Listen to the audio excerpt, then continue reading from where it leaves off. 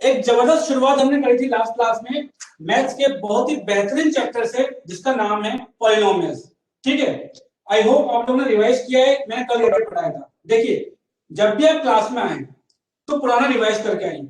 ठीक है, इससे आपको क्या होगा, आगे जो भी हम पढ़ेंगे उसको समझने में अंडरस्टैंडिंग आपकी बेटर होगी, क्या क्या पढ़ाया जा रहा है। और होता क्या है इसमें, जब भी आप नेक्स्ट क्लास में आते हैं, सपोज आप पढ़कर नहीं आए, ठीक है, सपोज आप पढ़कर नहीं आए, तो आपके मन में डाउट रहता है हमेशा से कि यार हमने कल का पढ़ाया वो पढ़ा नहीं है, अब सर पता नहीं क्या पढ़ाएंगे, अब जो पढ़ाएंगे अगर वो पहले से कनेक्ट होगा तो मुझे समझ में नहीं आएगा। तो इस तरह का जब डाउट आता है ना मन में, वो डाउट बहुत खतरनाक होता है। तो वो डाउट आपको नहीं लेने देना है। हो सकता है आपको कुछ काम आप नहीं पढ़ पाए हो, तो आपको ये 45 मिनट का लेक्चर है, ठीक है, आपको उसको रिवाइज करने में सिर्फ 5 मिनट लगेंगे। सिर्फ पन्ना पलट के देखना है कि क्या था। इससे होगा कि आपको कॉन्फिडेंस रहेगा, एक एनर्जी रहेगी अंदर से कि हाँ यार मैं पढ़ के आया हूँ और आगे अब क्या पढ़ना है मुझे, आपको इंटरेस्ट आएगा अपने आप, तब जाके आप मैथमेटिक्स सीखोगे। ठीक है, बचपन में क्या होता था, आप जब भी होमवर्क करके जाते थे, ठीक है, आपको लिखित में होमवर्क मिलता था, आप होमवर्क करके जाते थे, तो आपको अलग से एनर्जी रहती थी कि यार टीचर डेली तो पूछती है होमवर्क, आज क्यों नहीं पूछ रही मुझसे, आज क्यों नहीं पूछ रहा टीचर होमवर्क किया है नहीं किया। तो उस टाइम आपको अलग से एनर्जी रहती है। तो सेम आपको यहाँ भी करना है, ये भी आपका होमवर्क ही है, यहाँ पर आपको रिवाइज करके आना है, ठीक है, और क्वेश्चन सोल्व करने हैं। जितना आप रिवाइज करोगे उतना आपको नेक्स्ट क्लास में आने में इंटरेस्ट आएगा और मजा आएगा। ठीक है, गेट इट। अब देखिए, अब हम आगे पढ़ने वाले कल से।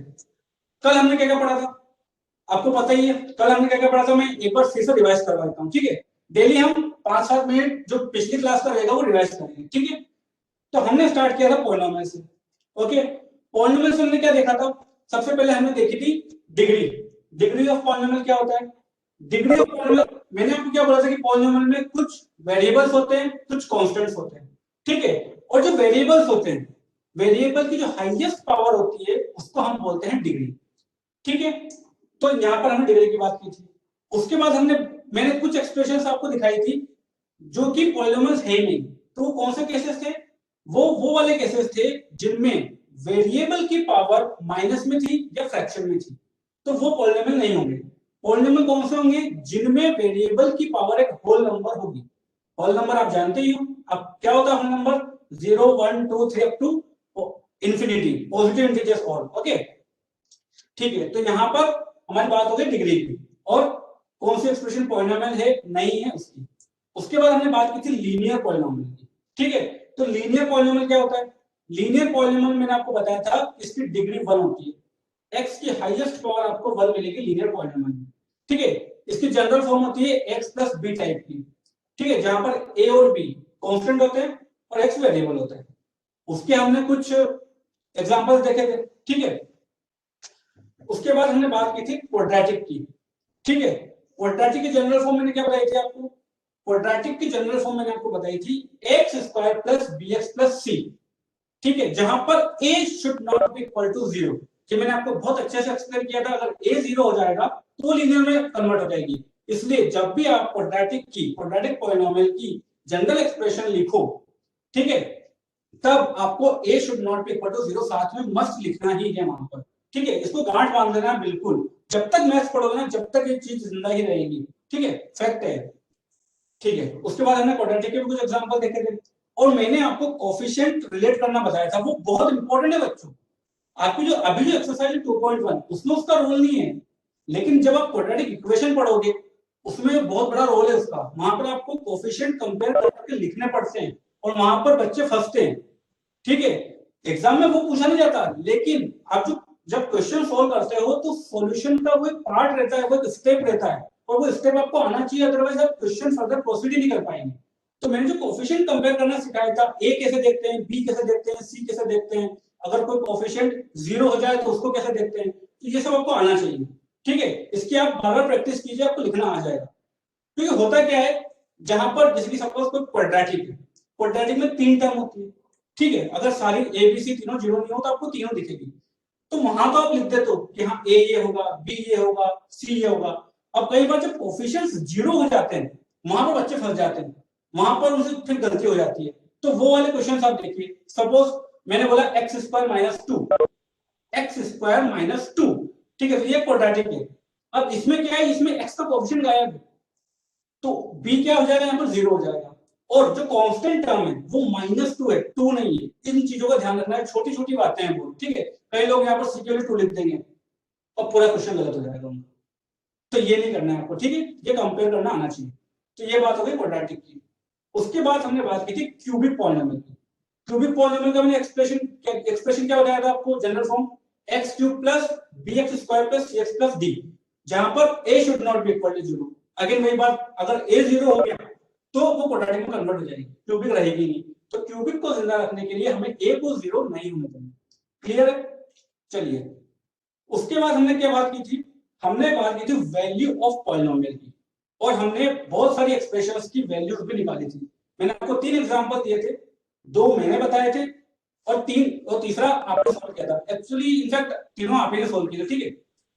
तो वैल्यू ऑफ पॉलिनोमियल क्या होता है, अगर सपोज हमें किसी भी वैल्यू, सपोज हमें कोई x की कोई वैल्यू दे दी p, ठीक है, जनरल बात कर रहा हूं मैं। सपोज हमें x की कोई वैल्यू दे दी p और हमें पूछा कि p पर पॉलिनोमियल की वैल्यू बताइए, तो आप क्या करोगे, x को उस p से रिप्लेस कर दोगे, x को आप p से रिप्लेस करोगे और कैलकुलेट कर लोगे, तो जो वैल्यू आएगी उसको हम बोलेंगे वैल्यू ऑफ पॉलिनोमियल।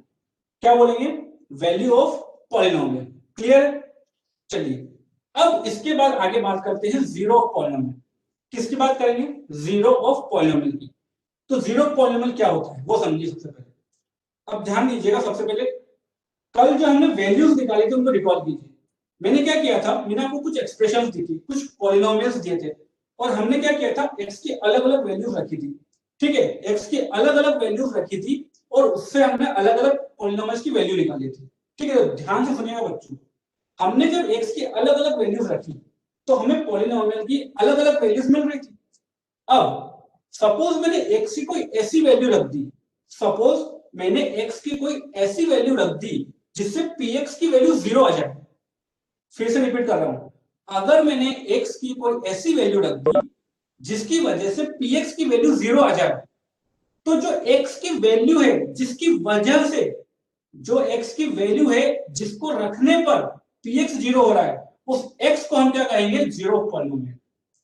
समझ में आया? मैं फिर से रिपीट कर रहा हूं, सपोज हमने कोई x की वैल्यू किसी पॉलिनोमियल में रखी और कैलकुलेट करने के बाद अगर px की वैल्यू 0 हो रही है, तो वो x जिसकी वजह से पॉलिनोमियल 0 हो रहा है, उस x को हम क्या कहेंगे, जीरो ऑफ पॉलिनोमियल। ओके, अब लीनियर जो आपकी लीनियर एक्सप्रेशन है x प्लस बी टाइप की, इसके जीरो आपने निकालना सीखे होंगे, ठीक है, ये आपको आता है ऑलरेडी। और यहाँ पर मैं आपको एक बार बता दूंगा, अब हम क्या देखने वाले हैं, यहाँ पर हम देखेंगे इसका ज्योमेट्रिकल मीनिंग। ये सर, ये जो जीरो है इसका मतलब ये ज्योमेट्रिकल मीनिंग क्या है, ठीक है, तो वो मैं आपको बताता हूँ। अब देखिए, px equal to x plus 2, ये एक लीनियर पॉलिनोमियल है, दिख रहा है आपको, ठीक है। अगर मैं आपसे पूछूं कि इसका जीरो क्या है, तो क्या होगा इसका जीरो, मुझे अब चेक बॉक्स पर आ जाइए और बताइए इसका जीरो क्या होगा। ये मैंने कल भी पूछा था, अब बताइए इसका जीरो क्या है। तो जीरो निकालने के लिए हम क्या करते हैं, एग्जैक्टली क्या करते हैं, जीरो निकालने के लिए क्या करना जरूरी है, ठीक है। फातिमा ने बताया -2, लक्ष्य ने बताया -2, और बच्चे बताइए, सब लोग बताइए, और जिसको समझ में नहीं आ रहा है ना वो लिख दीजिए, समझ में नहीं आया रिपीट कीजिए, मैं फिर से रिपीट करूंगा, जितनी बार बोलेंगे उतनी बार रिपीट करूंगा, ठीक है, उसकी टेंशन मत लीजिएगा, ठीक है। सब बता रहे -2। अच्छा, अब ध्यान दीजिए, ये -2 कैसे आया, उस पर ध्यान दीजिए। इसका जीरो निकालने के लिए आपने क्या किया, इक्वल टू जीरो किया इसको, ठीक है। इसको जीरो किया मतलब आपने px को जीरो किया, आपने क्या किया, px को जीरो किया, ठीक है। और फिर आपने यहां पर लिख दिया कि x इक्वल टू -2 होगा, यानी कि x इक्वल टू -2 क्या है, मेरा जीरो है। क्यों है, क्योंकि जब मैं x को यहां पर -2 रख रहा हूं तो मेरा px जीरो हो रहा है। भाई मैंने आपको बोला x की वो वैल्यू जिसकी वजह से px जीरो हो जाए उसको हम बोलेंगे जीरो, ठीक है। तो ये तो अपने एक्सप्रेशन को देखकर बोल दिया, ठीक है। अब आपको ये एक्सरसाइज 2.1 वहां पर आपको एक्सप्रेशंस नहीं दी हुई है, वहां पर आपको ग्राफ दिए हुए। अब इसी जीरो को हम ग्राफ पर कैसे देखेंगे, इसी जीरो को अब हम ग्राफ पर देखना सीखेंगे, ग्राफ पर कैसे देखते हैं, ठीक है। तब इसके लिए मैं क्या कर रहा हूं, मैं इस px का ग्राफ बना रहा हूं, इस px का मैं क्या कर रहा हूं, ग्राफ बना रहा हूं, ठीक है। अब ग्राफ कैसे बनाते हैं ये ऑलरेडी आपको आता है, आपने नाइन्थ में सीखा है, ठीक है। नहीं भी आता है तो डोंट वरी, यहाँ आप सब कुछ सीख जाओगे, अगर नहीं भी आता तो सीख जाओगे, ठीक है। बिल्कुल जिसको आता है अच्छी बात है, नहीं आता है वो भी सीख जाएंगे। अब ग्राफ बनाने के लिए हमें क्या चाहिए, ग्राफ बनाने के लिए हमें चाहिए पॉइंट्स, ठीक है, दो कोऑर्डिनेट चाहिए हमें, और उन कोऑर्डिनेट को देखकर हम ग्राफ पेपर पर उनको रख देते हैं और उसके बाद उनको मिला देते हैं, तो हमारे ग्राफ तैयार हो जाता है। अब मैं यहाँ पर क्या करूंगा, px = x+2 का ग्राफ बनाऊंगा, ठीक है। तो उसके लिए मैं क्या करने वाला हूँ, x की अलग अलग वैल्यूज मैं यहाँ पर रखूंगा, उससे मुझे px की कुछ अलग अलग वैल्यूज मिलेगी। मैं x को x एक्सिस पर रखूंगा और px को y एक्सिस पर रखूंगा, ठीक है, और मैं उन पॉइंट्स को प्लॉट करके ग्राफ ड्रॉ करने वाला हूं, ठीक है, क्लियर है। तो आप मुझे बताइए, अगर मैंने x को -2 रखा तो px कितना आएगा, जल्दी से कमेंट करके बताइए मुझे। x को मैं -2, मुझे बॉक्स भरने हैं या आपको भरने हैं, मुझे नहीं भरने हैं, आप बताइए। ये ग्राफ आप ही बनाओगे, मैं नहीं बनाऊंगा, ठीक है, मैं तो आप जैसा बोलोगे वैसा करूंगा यहाँ पर, ठीक है। आपको सब कुछ आता है, ये एक तरह से रिवीजन हो रहा है आपका, ठीक है। बताइए x को -2 रखोगे तो px कितना आएगा, ठीक है, 0। क्या बात है, लक्ष्य बोल रहे हैं 0, अक्षय बोल रहे हैं 0, ठीक है, चलिए आपकी बात मान लेते हैं, बिल्कुल आप ही कर रहे हो, ये मैं नहीं कर रहा हूँ, ठीक है। तो जब आपने x को -2 रखा तो मेरा px आ गया 0, ओके, ठीक है मोहित, बिल्कुल 0। और बच्चे बताइए, सब लोग एक्टिव रहिए ताकि मुझे एनर्जी चाहिए, और एनर्जी आपके कमेंट्स से आएगी। जितने आप इंटरेक्टिव मुझसे रहोगे ना, मैं आपके लिए नई नई चीजें डेली लाकर पढ़ाऊंगा आपको, क्योंकि जब तक मुझे आपका लेवल पता नहीं चलेगा ना, फिर मैं आपके लिए बेटर नहीं कर पाऊंगा, ठीक है। तो मुझे बताइए कि आपको क्या आता है, उसके बाद से मैं और आगे आपको और आगे आके ले चलूंगा, ठीक है। अब देखिए, जब x को 0 रखोगे, यहाँ पर -2 रखा तो 0 आ गया। अब x को 0 रखो तो कितना आएगा, x को 0 रखने पर क्या आएगा px की वैल्यू, बताइए जल्दी। सभी बच्चे कमेंट करेंगे, सभी बच्चे, मुझे पता चलना चाहिए कितना ध्यान से पढ़ रहे हैं आप। x की वैल्यू यहाँ पर 0 रखिए तो px की वैल्यू क्या आएगी, बताइए जल्दी, ठीक है। कमेंट्स आ रहे हैं, सब बोल रहे हैं 2, चलिए ठीक है, आपकी बात मान लेते हैं 2, ठीक है। x की वैल्यू 0 रखोगे तो यहाँ पर आएगा 2, ऑब्वियस सी बात है, x को रखो 0, ठीक है, तो p0 कितना हो जाएगा 2। अब x को रखो यहाँ पर 2, x को रखो 2, कितना आएगा px, बताइए। अब x को जब 2 रखोगे तो px कितना आएगा, x को 2 रखिए, ठीक है। फातिमा बोल रही है 4, विवेक बोल रहे हैं 4, अच्छा विवेक ओबरॉय, यहाँ पर हमारी क्लास में, ठीक है, ठीक है। तो x को जब 2 रखेंगे तो ये आएगा 4, ठीक है। तो ये मेरे पास आ गए 3 पॉइंट। अब मैं क्या करने वाला हूं, इनको ग्राफ पर प्लॉट करने वाला हूं, ठीक है। मैं इनको ग्राफ पर प्लॉट करूंगा, मैं देखूंगा कहां पर है। अब यहाँ पर ध्यान से सुनिएगा बच्चों, यहाँ पर बहुत लोगों को डाउट होता है, ये जब 0 आता है ना, यहाँ पर बच्चे इसको देखकर कंफ्यूज होते हैं कई बार, ये पॉइंट ड्रॉ करने में थोड़ी सी दिक्कत आती है। तो मैं आज आपको बहुत ही अच्छे से एक्सप्लेन करने वाला हूँ, बहुत ही धीरे धीरे, बहुत ही आराम से, एक एक बात मेरी ध्यान से सुनिएगा, ठीक है। अब देखिए, हमें पहला पॉइंट हमारा क्या है, x -2 है और px 0 है, x -2 है, px 0, ठीक है। मुझे ये बताइए px 0 कहां मिलेगा, मुझे कमेंट करके बताइए px 0 कहां पर मिलेगा, ये कहां मिलेगा, मुझे एग्जैक्ट आंसर चाहिए इसका, क्या है px 0 कहां पर मिलेगा, बताइए कमेंट करके।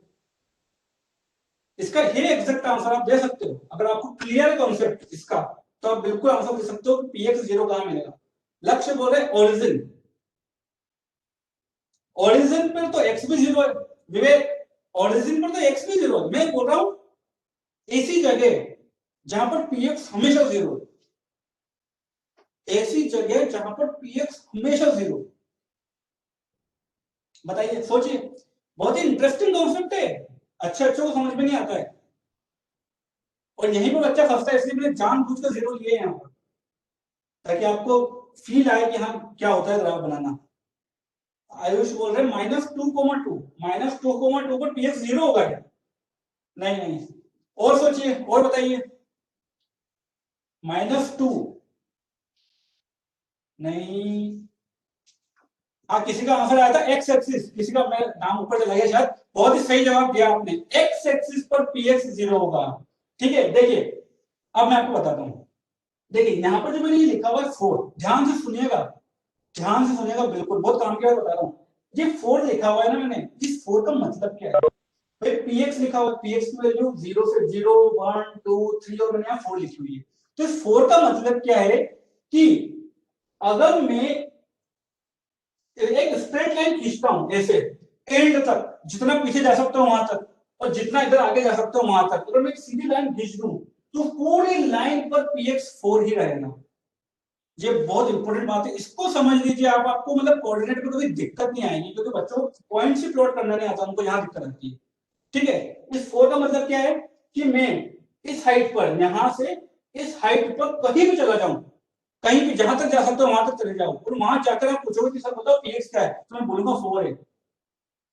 ऐसे ही अगर मैं ये 3 है, ठीक है, अगर मैं यहां पर एक स्ट्रेट लाइन ड्रॉ करूं, यहां से 3 हाइट पर अगर मैं एक स्ट्रेट लाइन ड्रॉ करूं एंड तक, पीछे भी एंड तक, तो उस लाइन पर px की वैल्यू क्या होगी मेरी 3 होगी। समझ में आ रहा है बच्चों? एक बार यस टाइप कीजिए, समझ में आ रहा है नहीं आ रहा है? सबका सब यस टाइप कीजिए एक बार। देखिए बहुत इंपॉर्टेंट बात है, तो समझ में नहीं आएगी तो फिर से रिपीट कर दूंगा इसको। सब लोग, सबका यस चाहिए मुझे। अच्छा, विवेक को समझ में नहीं आया, चलिए ठीक है विवेक, मैं फिर से एक्सप्लेन करता हूँ। देखिए मैं क्या बता रहा हूं आपको, यहां पर ये px लिखा हुआ है 4, ठीक है, px क्या लिखा हुआ है 4। तो इस 4 का मतलब क्या है? इस 4 का मतलब ये है कि अगर मैं इस हाइट पर, यहां से ये जो एक्स एक्सिस है, इससे अगर 4 हाइट पर एक स्ट्रेट लाइन ड्रॉ करूं सीधी, ठीक है, तो जैसे कि सपोज मैंने ये स्ट्रेट लाइन यहां पर ड्रॉ कर दी, ठीक है, एंड तक, ये एंड तक जा रही है ऐसे, तो यहां पर हर कहीं पर मेरी px की वैल्यू 4 ही होगी, और यहां पर भी हर जगह मेरी px की वैल्यू 4 ही होगी। और ऐसे अगर मैंने यहां पर 3 से निकालकर अगर एक लाइन खींच दी, अगर एक लाइन ड्रॉ कर दी यहां पर, तो मेरी px की वैल्यू वहां पर क्या होगी 3 होगी। सेम केस यहां पर है, ऐसे ही यहां पर अगर ऐसे लाइन खींच दी तो यहां पर px की वैल्यू मुझे 2 ही होगी। ऐसे ही मैं यहां पर बोल रहा हूं px 0 कहां पर है, यहां पर पूरी एक्सिस पर px 0 है, इस पूरी एक्सिस पर px 0 है, ठीक है। अब कहीं पर भी चले जाओ एक्सिस पर, ये इनफाइनाइट लेंथ तक की है, ठीक है, इधर भी बहुत आगे जा रही है, इधर भी बहुत आगे जा रही है, तो अब कहीं पर भी चले जाओ एक्स एक्सिस पर px हमेशा 0 होगा, एक्स एक्सिस पर px हमेशा 0 होगा। तो मतलब मेरा मुझे ये पॉइंट, अब मैंने क्या बोला px 0 कहां पर है, एक्स एक्सिस पर, तो मतलब ये जो पॉइंट है, ये पॉइंट मुझे एक्स एक्सिस पर मिलेगा। और एक्स एक्सिस पर कहां मिलेगा, अब वो बताइए आप, बताइए। अब ये तो बोल दिया मैंने कि पॉइंट मुझे एक्स एक्सिस पर मिलने वाला है, एक्स एक्सिस पर वो कहां मिलेगा ये बताइए। चलिए बताइए, कमेंट कीजिए। एक्स एक्सिस पर कहां, भाई एक्स एक्सिस पर तो इनफाइनाइट पॉइंट्स है, तो हर जगह थोड़ी ना। अब मुझे तो ये एक पॉइंट ड्रॉ करना है -2,0, ठीक है, ये कंफर्म हो गया कि ये मुझे एक्स एक्सिस पर मिलने वाला है। अब एक्स एक्सिस पर ये कहां मिलेगा ये बताइए, कमेंट कीजिए, एक्स एक्सिस पर कहां मिलेगा बताइए। और बच्चे बताइए, मुझे कुछ ही नाम दिख रहे हैं, सारे नाम चाहिए मुझे यहां पर। सोचिए, जितना सोचोगे ना उतना सीखोगे। नहीं आ रहा है कोई बात नहीं, लेकिन सोचिए एटलीस्ट, ताकि मैं एक्सप्लेन करूं तो आपको क्लिक हो कि क्या बोल रहा हूं मैं, क्या पूछा था मैंने और क्या जवाब है उसका। बताइए एक्स एक्सिस पर कहां मिलेगा पॉइंट, चलिए मैं बताता हूं। भाई px 0 एक्स एक्सिस पर है, ठीक है, और एक्स एक्सिस पर कहां, मुझे x -2 चाहिए, तो -2 कहां है, यहां है, ये रहा -2। और इस एक्सिस पर px तो 0 ही है हर जगह, तो यहां पर भी 0 ही है, तो मुझे तो सिर्फ एक ही पॉइंट चाहिए ना, -2, 0। x क्या है -2, ये रहा, और px क्या है 0, तो वो पॉइंट हो गया मेरा ये। तो मेरा फर्स्ट पॉइंट जो है वो ये रहा -2, 0, ठीक है, इसको मैंने यहां पर प्लॉट कर दिया। क्लियर हुआ? एक बार यस करके बताइए मुझे, यस टाइप कीजिए, ये पॉइंट समझ में आया नहीं आया। मैंने यहाँ पर -2, 0 प्लॉट किया है, ये समझ में आया या नहीं आया आपको बताइए। टाइप यस और नो, टाइप यस और नो। यस सर, वही तो मैंने, हाँ ठीक है ठीक है, चलिए समझ में आ रहा है। चलिए अब अगला पॉइंट ड्रॉ करते हैं। देखिए अगला पॉइंट क्या है, x equal to 0 and px equal to 2, ठीक है, 0,2 हमें प्लॉट करना है। अब देखिए जो बात मैंने आपको ये वाली समझाई है ना, वही बात ऐसे भी वैलिड है। कैसे? जैसे कि यहाँ पर ये 1 लिखा हुआ है, इस 1 का मतलब क्या है, इस 1 का मतलब ये है कि अगर मैं इस एक्सिस से इस डिस्टेंस पर अगर एक लाइन ड्रॉ करता हूं ऐसे, ऊपर कहीं तक भी ले जा सकते हो जहां तक जा सकते हो, नीचे कहीं तक भी ले जा सकते हो जहां तक जा सकते हो, हर जगह पर x की वैल्यू, x की हर जगह पर x की वैल्यू 1 ही रहेगी। इसका मतलब ये है, ऐसे यहां पर 2 लिखा हुआ है, तो इसका मतलब क्या है कि अगर आप एक लाइन ड्रॉ करते हो ऐसे ही, ये यहां पर मैंने कर दिया, ठीक है, ऐसे अगर जहां पर भी लाइन ड्रॉ करोगे तो उस लाइन पर हर जगह x2 ही रहेगा, और लेकिन px बदलता रहेगा वहां पर, ठीक है। क्या रहेगा, x2 ही रहेगा। तो मुझे यहाँ पर क्या चाहिए, x0। तो अब आप बताइए मुझे x0 कहां पर है यहाँ, अब बताइए मुझे, एग्जैक्ट तो सही आंसर देना मुझे, x0 कहां पर है बताइए कमेंट करके। ऐसी कौन सी जगह है जहां पर x हमेशा 0 मिलेगा मुझे, बताइए, सोचिए और बताइए, टाइप कीजिए यार, भले गलत हो तो हो। एक्स एक्सिस, विवेक सोचिए, आयुष क्या बात है, बिल्कुल सही बताया। वाई एक्सिस, वाई एक्सिस पर x हमेशा 0 का, नो 0,2 नहीं, एक्सिस इस x एक्सिस पर, सॉरी इस y एक्सिस पर, इस y एक्सिस पर x हमेशा 0 होगा। अरे भाई यहाँ पर मैंने बोला x हमेशा 1 है, यहाँ पर मैंने बोला x हमेशा 2 है, ऐसे यहाँ पर x हमेशा 0 है, और क्या, तो ये मतलब इसका, ठीक है। तो x0 चाहिए मुझे, px2 चाहिए। अब बताइए मुझे पॉइंट कहां पर आएगा, कहां पर आएगा पॉइंट, बिल्कुल इसके जैसे ही है, x0 है और px2 है, y एक्सिस सर, तो y हमेशा x पर 0 होगा। हाँ, y हमेशा इस x एक्सिस पर y हमेशा 0 होगा, और यहाँ पर y हमारा px है, ठीक है। और इस y एक्सिस पर x हमेशा 0 होगा, ठीक है। तो यहाँ पर देखिए 0 इस पर यहाँ पर मिलेगा हमको, ठीक है, ये पॉइंट यहाँ पर मिलेगा। ये कैसे कह रहे हैं हम, इसको देखकर कि भाई हमारा x0 है, तो x0 इस एक्सिस पर रहेगा, ठीक है, x0 इस एक्सिस पर रहेगा। और कहां पर हमारा पॉइंट कौन सा है, हमारा 0,2, तो 2 ये रहा यहाँ पर, तो हमारा जो पॉइंट हो गया वो हो गया 0,2, ठीक है। दोनों पॉइंट आए समझ में, टाइप कीजिए यस, दोनों पॉइंट समझ में आए नहीं आए, दोनों पॉइंट जो मैंने प्लॉट किए यहाँ पर -2,0 एंड 0,2, ठीक है, समझ में आ रहे हैं। चलिए आगे बढ़ते हैं, आप बिल्कुल समझ में आएगा आपको। चलिए मैं ये लाइन रब कर देता हूँ, अगर कंफ्यूज क्रिएट करेगा ये।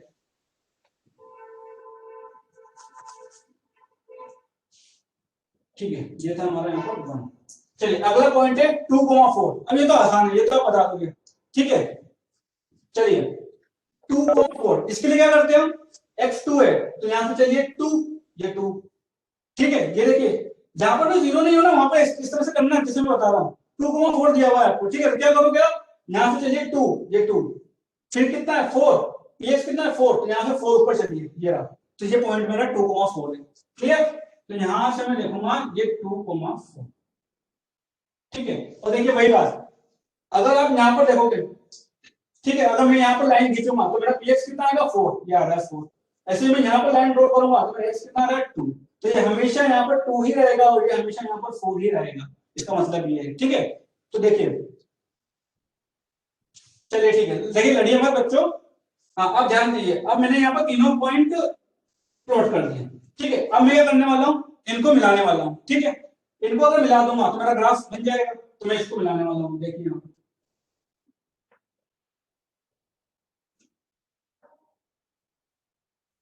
ये मैंने मिला दिया।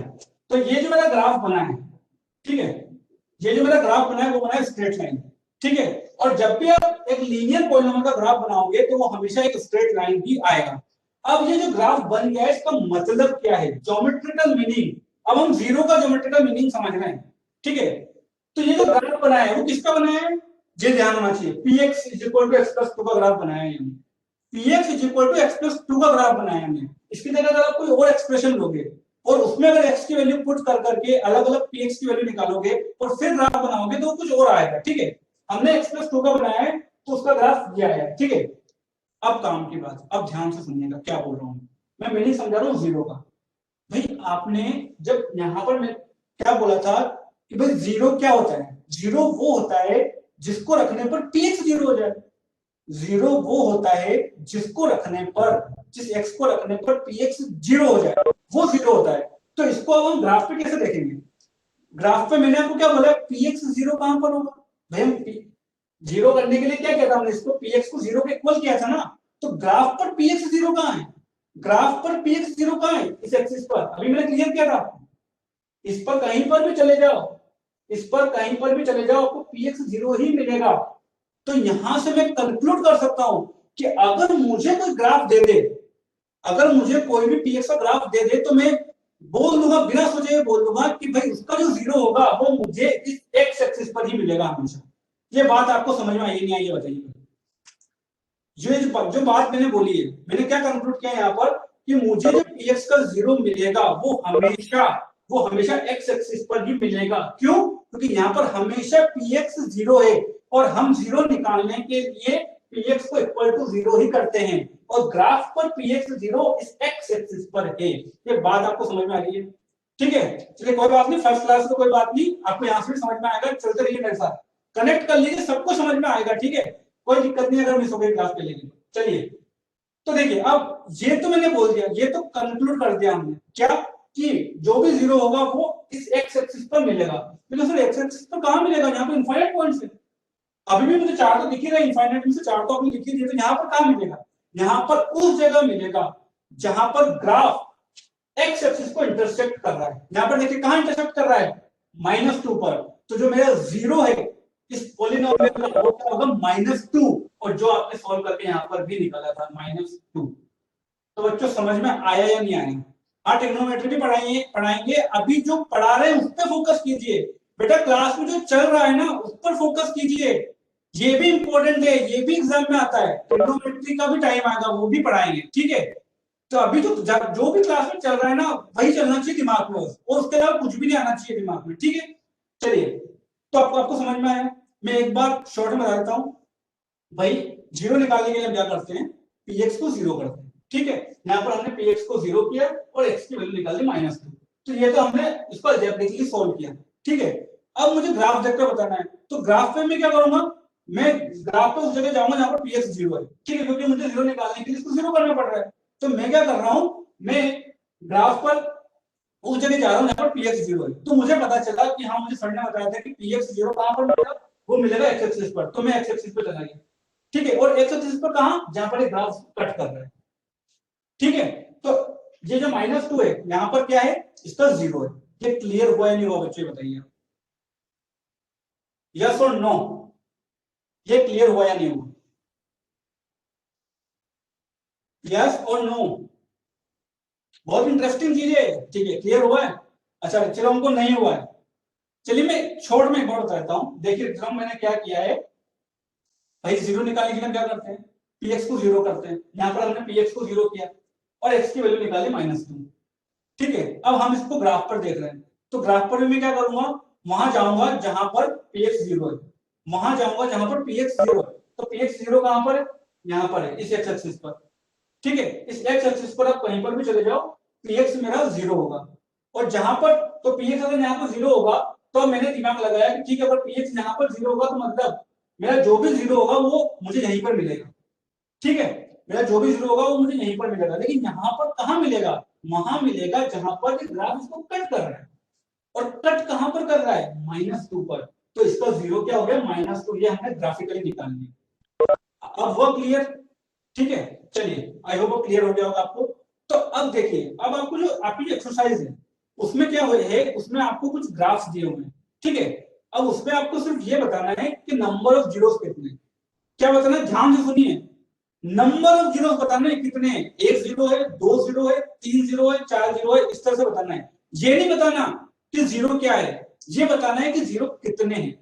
तो जीरो उतने होंगे जितनी बार ये कट करेगा, जितनी बार ग्राफ एक्सिस को कट करेगा उतने जीरो होंगे। ठीक है, अब यहाँ आगे और एग्जांपल देखेंगे, अभी दो ग्राफ और बनवाने हैं आपको, उससे आपको और क्लियर हो जाएगा क्या करने वाले हम। ठीक है, ये एग्जांपल है px = 2x + 3। ठीक है, ये शायद आपको देख नहीं रहा होगा, तो मैं यहाँ पे लिख देता हूँ, ये लिखा हुआ है यहाँ पर px = 2x + 3। ठीक है, अब इसका ग्राफ हम बनाते हैं। Okay, 2x + 3। अब मुझे बताइए इसमें मैं क्या करने वाला? सेम चीज।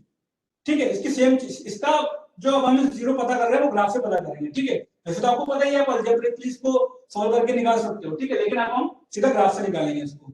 ठीक है, तो अब यहाँ पर भी हम क्या करने वाले हैं? x की अलग अलग वैल्यूज रखेंगे और px के अलग अलग वैल्यूज निकालने वाले हैं। ठीक है, अब मुझे बताइए x को जब मैंने -2 रखा तो px कितना आएगा? बताइए जल्दी।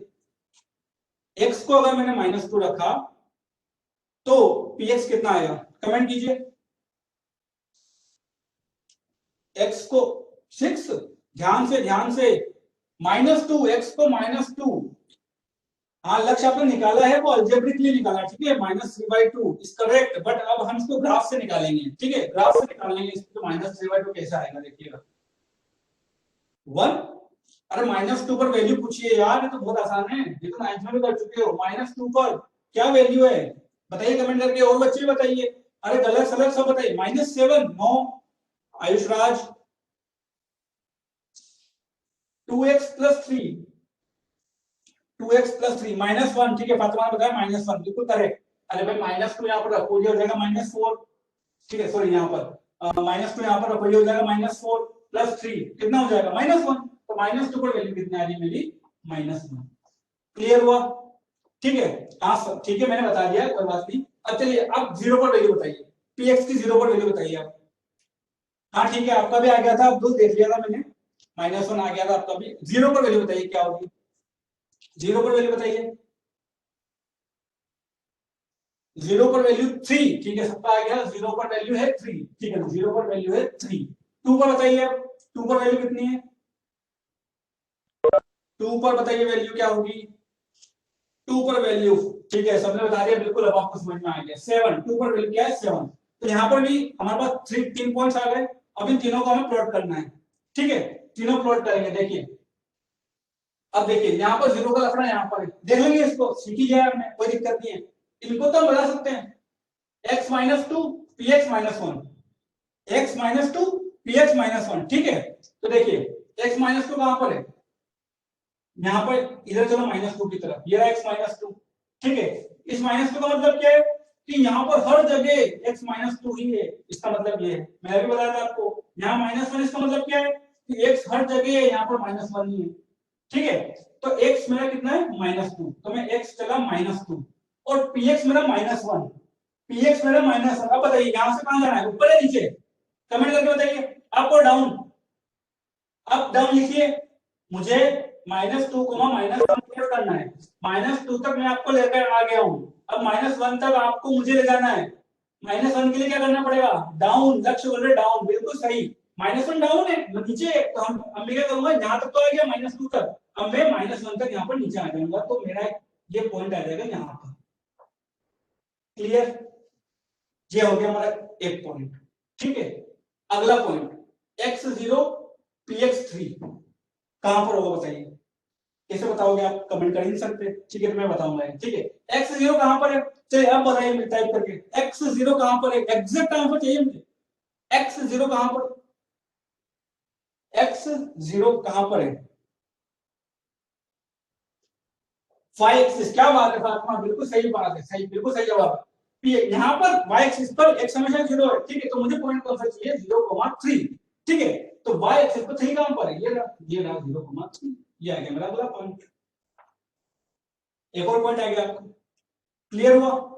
अब चलिए, अब अगला पॉइंट है हमारा 2,7 ठीक है। 2,7 हमें प्लॉट करना है, तो बताइए क्या करना है 2 के लिए? इधर चलूं या इधर चलूं, राइट चलूं या लेफ्ट में चलूं बताइए? 2,7 के लिए राइट चलना है या लेफ्ट चलना है? टाइप कीजिए बच्चों, आप ही को बनाना है ग्राफ, मैं नहीं बना रहा हूं, आप जो बोल रहे हैं वही कर रहा हूं। ये वैल्यूज भी आप ही ने बताई है ठीक है। राइट चलना है ठीक है, अश्विन बोल रहे हैं राइट चलना है ठीक है, सभी बोल रहे हैं राइट चलना ठीक है। चलिए राइट पे चल के देखते हैं क्या हो रहा है। यहाँ पर चलते हैं, राइट पे कितना चलना है हमें 2, तो यहाँ पर हम चल रहे हैं 2 ठीक। अब कहां चलना है, अप या डाउन बताइए? px 7 है, अप या डाउन? अप, बिल्कुल सही जवाब है अप। तो आप कहां तक चलना है? 7 तक, तो ये रहा 7। तो ये मेरा एक और पॉइंट आ गया ठीक है, तीनों पॉइंट मेरे आ गए। क्लियर? अब क्या करना है, तीनों पॉइंट्स को मिला देना है, तो मिला दीजिए इनको। अब जब इनको हम मिलाएंगे तो ये होगा, देखिए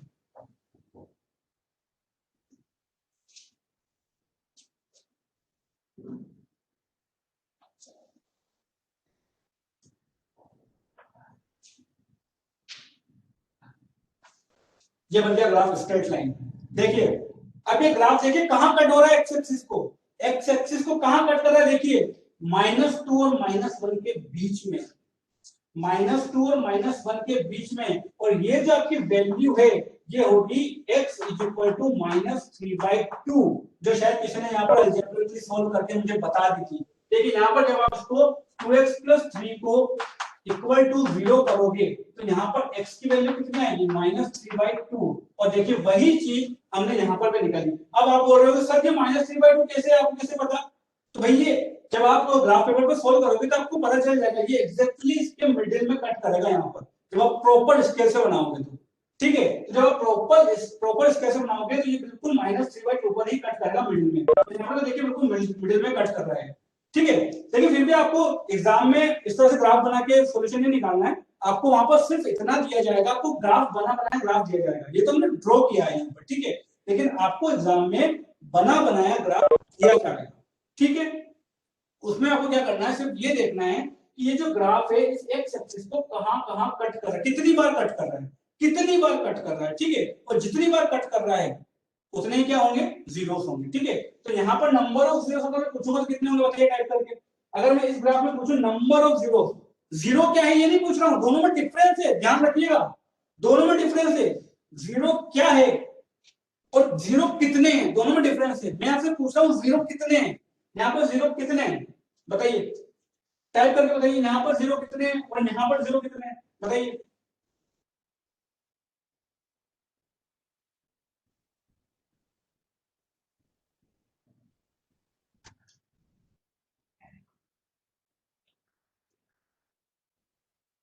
अच्छा, पिथौरागढ़ के बच्चे भी है, वेरी गुड, बहुत ही अच्छे बच्चों, आपको देखकर अलग सी एनर्जी आती है। ठीक है, ठीक है, लक्ष्य बोल रहे हैं 1, ठीक है, नंबर ऑफ जीरोस 1 है। अच्छा, लक्ष्य 1 क्यों है, चलिए जो बोल रहे हैं 1 नंबर ऑफ जीरोस मैंने पूछा और आपने बताया 1 क्यों है, 1 रीजन क्यों है 1, यहाँ पर कितने हैं बताइए और क्यों है 1, रीजन लिखिए, उसका टाइप कीजिए, कोई दिक्कत नहीं है, टाइप करने में लगेगा, टाइम लग जाएगा, लेकिन आपको समझ में आना चाहिए, बात समझ में आनी चाहिए, बस वो पॉइंट क्लियर हो गया ना कि हाँ ये 1 क्यों आया, मैंने 1 जवाब क्यों दिया है। उसके बाद आप खटखट खटखट क्वेश्चन कर दोगे, आपके एक्सरसाइज 2.1 के 6 क्वेश्चन है, ऐसे ही है। टाइप कीजिए एक्स एक्सिस को एक बार करके, क्या बात है, बिल्कुल लक्ष्य बिल्कुल सही जवाब दिया है। और बच्चे में जवाब दीजिए, लिखने में कंजूसी मत कीजिए, तभी सीखोगे, क्योंकि आपको बोर्ड में लिख कर ही देना है आंसर वहां पर। ठीक है, it cut X axis only once, बिल्कुल सही जवाब है। ठीक है, यही आपको करना है, एग्जाम में भी ये करना है और आपकी एक्सरसाइज में भी ये करना है। ठीक है, तो यहाँ पर देखिए एक्स एक्सिस को कितनी बार कट कर रहा है, एक बार, सिर्फ एक ही पॉइंट पर कट कर रहा है। ठीक है, और लीनियर पॉलिनोमियल ये फैक्ट है, लीनियर पॉलिनोमियल हमेशा एक्स एक्सिस को, जब भी आप किसी भी लीनियर पॉलिनोमियल का ग्राफ ड्रॉ करोगे तो एक्स एक्सिस को हमेशा एक ही बार कट करेंगे। ठीक है, तो उसका एक ही जीरो होगा, तो यहाँ पे नंबर ऑफ जीरोस कितने हैं, 1। ठीक है, तो अगर मुझसे कोई पूछेगा कि नंबर ऑफ जीरोस कितने हैं, नंबर ऑफ जीरो, तो हम बोल देंगे 1 है। ठीक है, सेम यहाँ पर भी कितनी बार कट कर रहा है, एक बार कर रहा है। हाँ, लीनियर इक्वेशन में ओनली वंस कट होता है, हाँ बिल्कुल सही बात है, लीनियर इक्वेशन में हमेशा एक ही बार कट होगा। ठीक है, यहाँ पर भी एक ही बार, देखिए ये भी लीनियर है 2x + 3 x + b टाइप का, तो यहाँ पर भी सिर्फ एक ही बार कट होगा। ठीक है, तो यहाँ पर भी एक ही बार कट रहा है, तो यहाँ पर भी मैं क्या लिख दूंगा, अगर मुझसे पूछा जाए number of zero, number of zero, तो यहाँ पर कितना होगा, 1 होगा नंबर ऑफ जीरो। तो बच्चों ये क्लियर हो रहा है नहीं हुआ, अगर किसी को डाउट है तो उनसे पूछ लीजिए, मैं फिर से एक्सप्लेन कर देता हूँ। किसी को भी डाउट है क्या इसमें, मैंने जो भी एक्सप्लेन किया ये बहुत ही इंपॉर्टेंट चीज है बच्चों, ये समझ में आ गई ना आपको। मैं कह रहा हूँ कोऑर्डिनेट में दिक्कत नहीं आई कभी, जब भी आप कोऑर्डिनेट पढ़ोगे, क्योंकि बच्चों को पॉइंट प्लॉट करने में दिक्कत आती है। ठीक है आयुष, अच्छा आप ये नो लिखा है आपने, ये नो समझ में नहीं आया वाला नो है या फिर आपको डाउट नहीं है? अच्छा वंस अगेन, ठीक है मैं एक बार फिर से बता देता हूँ। अब हमारे पास 5 मिनट बचे हैं, ये जो ग्राफ है ये हम नेक्स्ट क्लास में देखेंगे। ठीक है, इसमें आपको और भी मजा आएगा। ठीक है, यहाँ पर ये 2 बार कट कर रहा है एक्स एक्सिस को। ठीक है, तो ये भी आप ही प्लॉट करोगे और यहाँ पर भी हम देखेंगे, देखिए यहाँ पर जीरो कैसे लिख रहे हैं। ठीक है, तो चलिए मैं 5 मिनट बचे हैं, एक बार और एक्सप्लेन करता हूँ इसको। ठीक है, मैं बिल्कुल शॉर्ट में एक्सप्लेन करने वाला हूँ। हमें क्या चाहिए, हमें ज्योमेट्रिकल मीनिंग समझना है इसका, जीरो। ठीक, हमारे पास एक लीनियर पॉलिनोमियल था x + 2। ठीक है, इसका जीरो निकालने के लिए हम क्या करते हैं, हम px को जीरो के इक्वल करते हैं।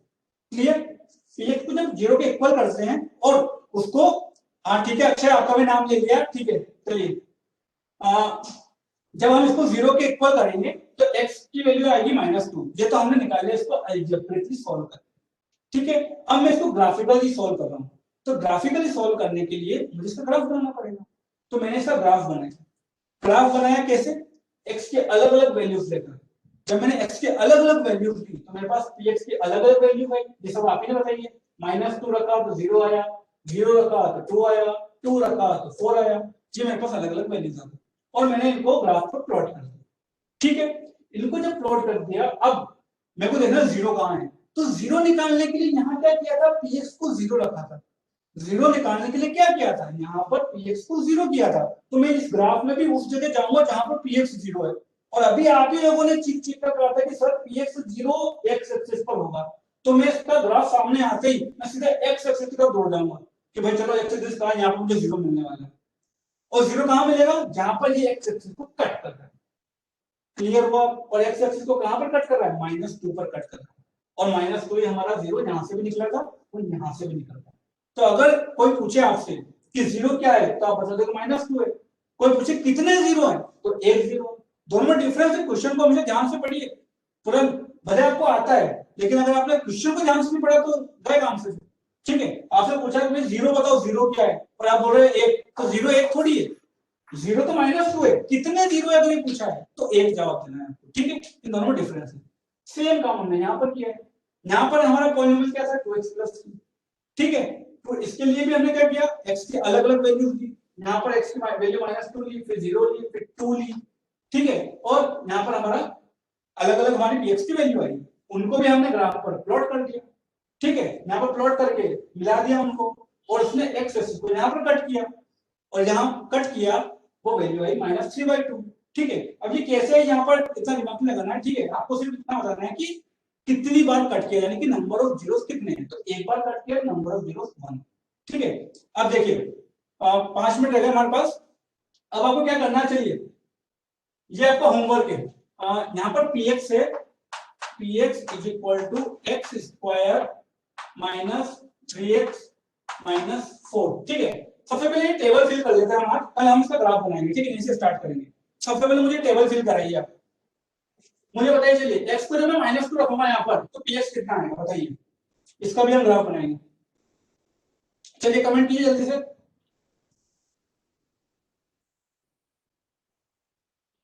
8 खाने हैं, आठों बनने हैं। -2 पर वैल्यू बताइए जल्दी से। -2 पर वैल्यू क्या है। सेम काम करेंगे, यहाँ पर कुछ नहीं कर रहे हैं, जो यहाँ पर किया ना वही कर रहे हैं यहाँ पर। यहाँ पर हमने क्या किया, x की अलग अलग वैल्यूज रखी, px के अलग अलग वैल्यूज आई। यहाँ पर भी हम x के अलग अलग वैल्यूज रखेंगे, px के अलग अलग वैल्यूज आएंगी। ठीक है, ठीक है, 6 आ रहा है आंसर, क्या बात है, बिल्कुल 6। चलिए यहाँ पर लिख दिया 6। -1 पर निकालिए, सबकी निकालिए, सब बताइए जल्दी से। सारी भरनी है आपको अभी, 5 मिनट और बचे। -1 पर वैल्यू बताइए।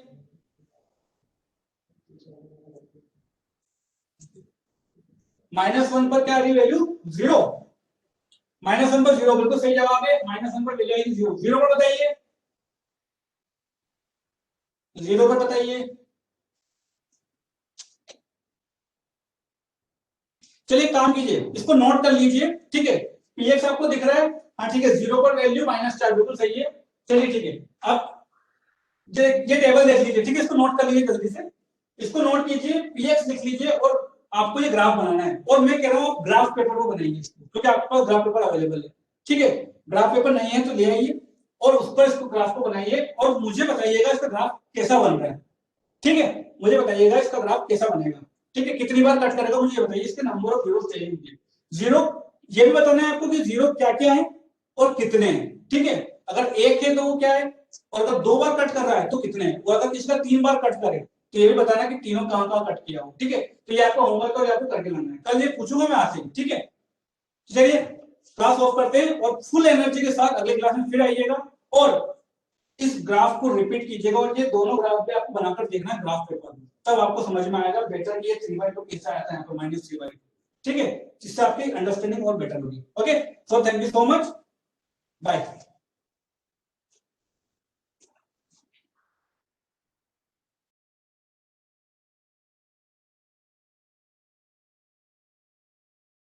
Welcome to the bio class.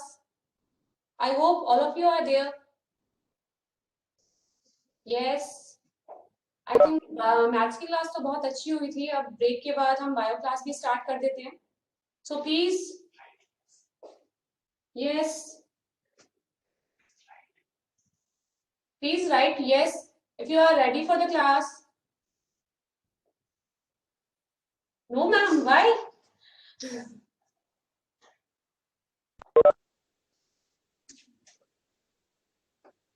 Okay. तो उसमें लिखाइए।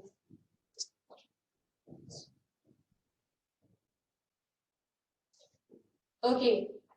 So, welcome you all to the world of living beings, means the biology. Okay. So, today we will discuss about the class 10th bio topic, that is the life process. But before starting, let's discuss about the complete syllabus which is coming this year. Okay. As we know that 70% syllabus is coming only, and in biology only 4 chapters are coming. First is life process, second is reproduction, third is heredity and evolution. And one thing, evolution part is not coming this year. Only the heredity part is coming. And the last one is our environment. So I think all of you know about the syllabus. Now, before discussion about the topic, let's discuss about the biology. Biology means the study of living organism. Bio and logy. Logy means the study, where we study about the living structures.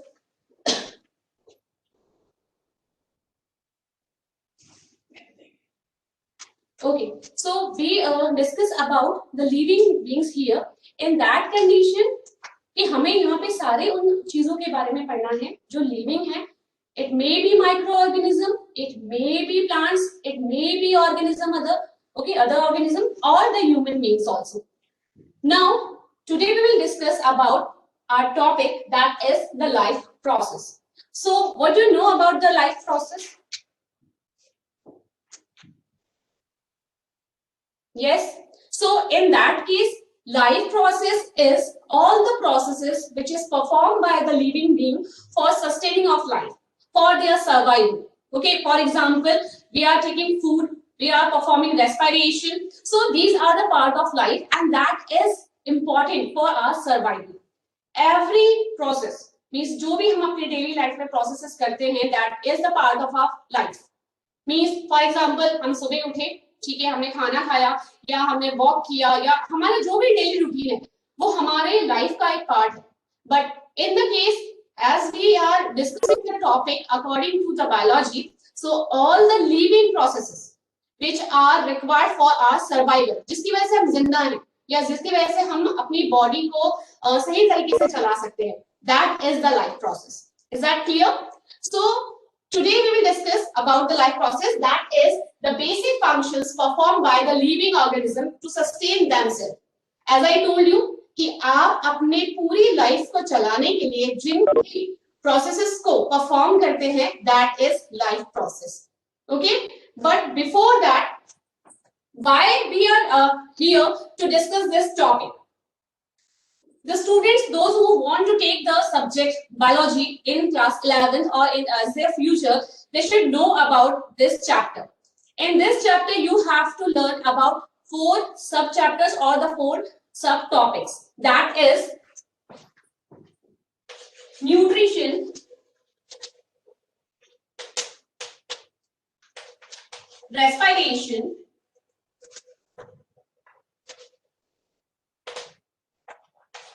transportation,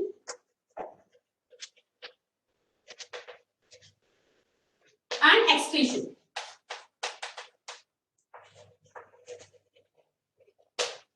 All these processes are the part of life process, and all these processes are interconnected to each other. Is that clear? Now, before going further, let's discuss about the introduction of the living processes. First step is the metabolism.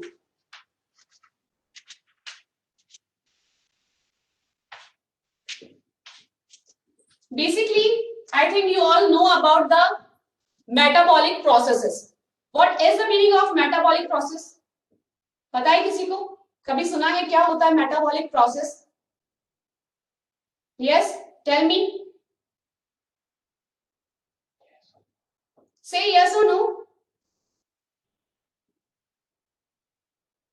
What is metabolic process?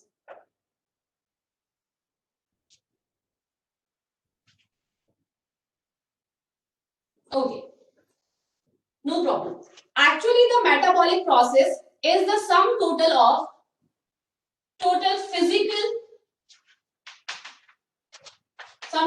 physical and chemical reactions which takes place in our body. Metabolic process means हमारी body के अंदर जितने भी physical और chemical changes होते हैं inside a single cell also. Okay, that is the metabolic process. And all the things means all the processes like nutrition, respiration, transportation, and excretion, these are also related with the metabolic processes. Metabolic processes can be sum total of catabolic and anabolic process. Catabolic and anabolic process. Yes, what is catabolic or anabolic? Yes, what do you know about that?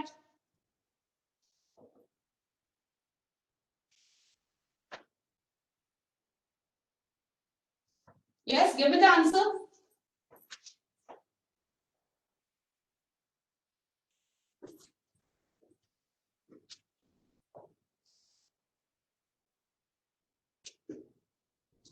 Yes, catabolic and anabolic.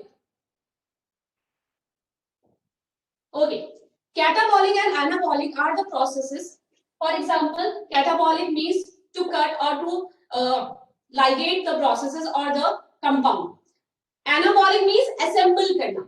Okay, for example, catabolic का मतलब ये हुआ कि हमने किसी complex molecule को divide कर दिया छोटे छोटे पीसेस में या छोटे मॉलिक्यूल्स में, हमने उनको ब्रेक कर दिया. ओके, एंड इन एनाबॉलिक हमने उन्हें असेंबल किया, मींस हमने छोटे छोटे मॉलिक्यूल्स को मिला के या छोटे छोटे कंपाउंड्स मिला के एक लार्ज मॉलिक्यूल्स बना लिया. ठीक है, so that is the catabolic and anabolic. For example, as you know about the photosynthesis, photosynthesis में क्या होता है, that the plants are using carbon dioxide and the water molecules, okay, and they are making a large molecule or the complex molecule of glucose. So in that case the photosynthesis is a anabolic process. Now in the other hand, in the respiration, the glucose will be break down in water molecule and carbon dioxide and also release the energy. So in that case the respiration is catabolic process. Is there any problem? Yes, right? Yes or no? Student, listen one thing, if you are having any doubt you can ask very clearly. Is that clear? Maybe my teaching method is different, okay, according to you. So if you are having any doubt you can ask directly. Don't carry any doubt, okay, from this class. So please, yes, once again, okay, about the catabolic and anabolic. So let's discuss. We know that our body is having multiple organs and multiple cells, and each cell is a basic unit. In class 9 we have discussed now that cell is the living and the functional and the structural life unit of life. So each and every cell have to perform the biological activities. But which kind of biological activities? Basically, in short, these activities known as metabolic processes. Metabolic means the movement the formation of the complex molecule or the conversion of complex molecule into the simple one, like catabolic and anabolic. Let's discuss with an example.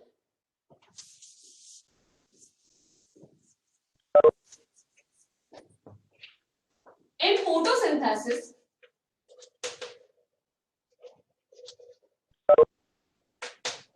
the carbon dioxide and the water molecules, okay, comes together to form a complex molecule that is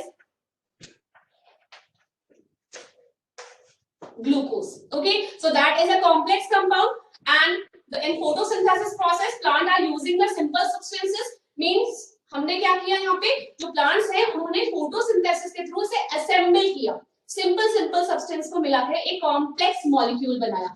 That is the anabolic process. On the other hand, in respiration,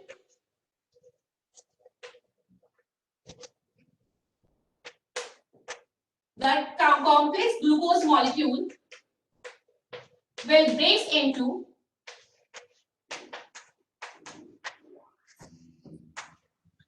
oxygen and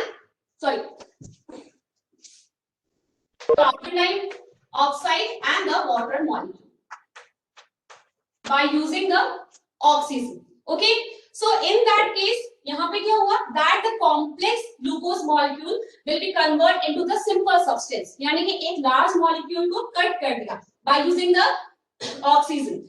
In that case this is the catabolic process.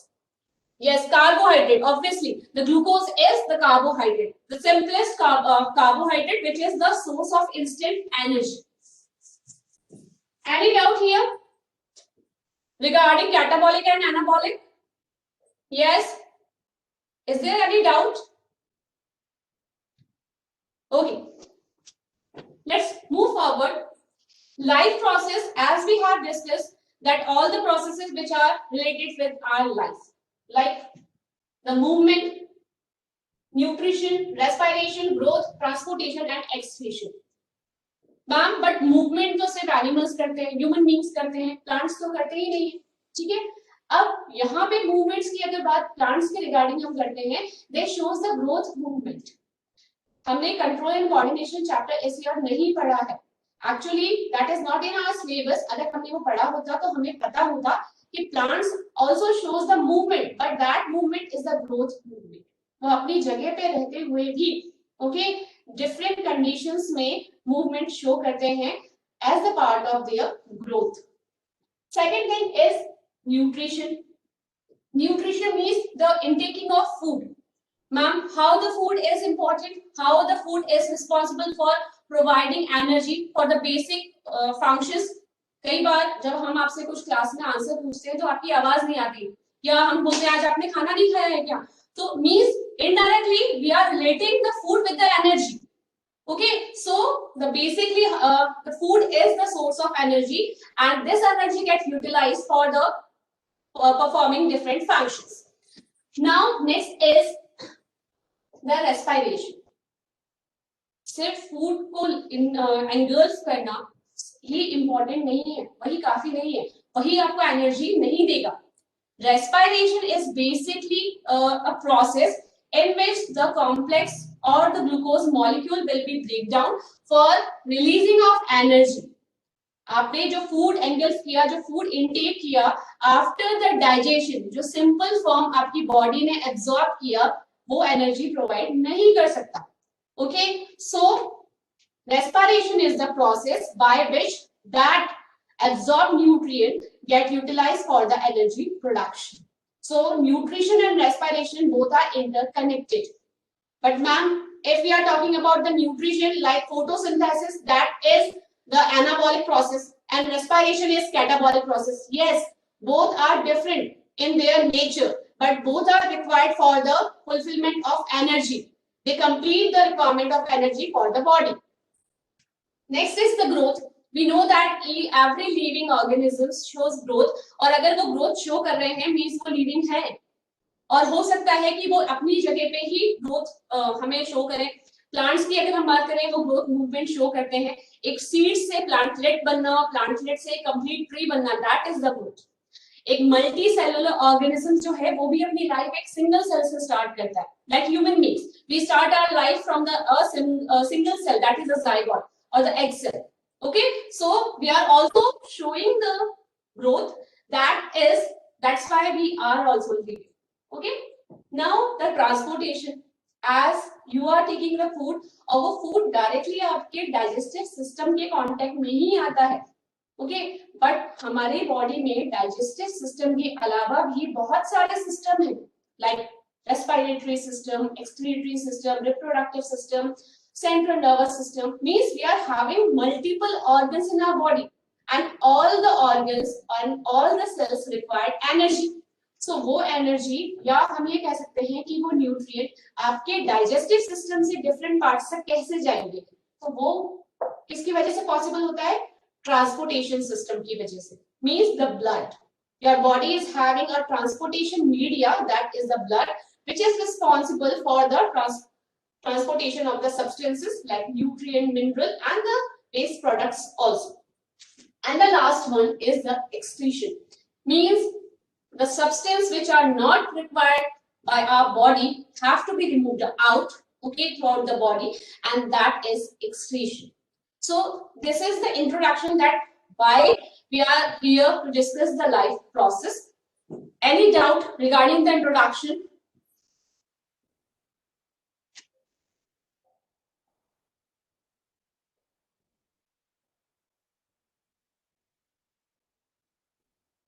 Okay, so just before that, we start the topic nutrition.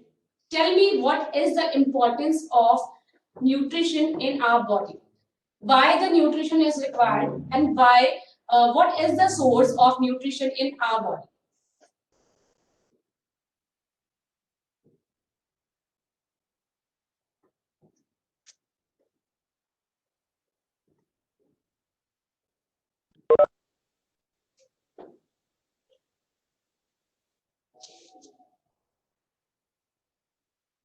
Okay, so basically the nutrition is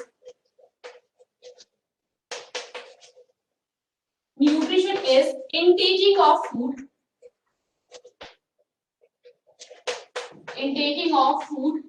and utilization of it in producing energy.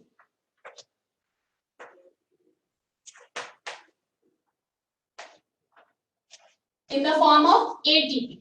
So basically, a healthy diet, obviously, a healthy diet is required. Good. Okay, so in that case, we are taking food, but food कैसा भी नहीं होना चाहिए कि हम सिर्फ fast food खा रहे हैं या हमें जो भी मिल रहा है अनहेल्दी फूड हम वो ले रहे हैं. नहीं, अगर आपकी बॉडी में एनर्जी की रिक्वायरमेंट को पूरा करना है तो आपको कैसा फूड लेना चाहिए? That is a balance diet. That should be a balance diet. और बैलेंस डाइट क्या होता है? जिसमें सभी न्यूट्रिएंट, फूड के जो न्यूट्रिएंट्स हैं वो सभी इक्वल अमाउंट्स में, मींस अप्रोप्रिएट अमाउंट में होने चाहिए, ना ज्यादा ना कम. Okay, so that is the balanced diet. Nutrition is the intaking of food and utilization of it in producing energy. But what is nutrient? Yes, what is nutrient?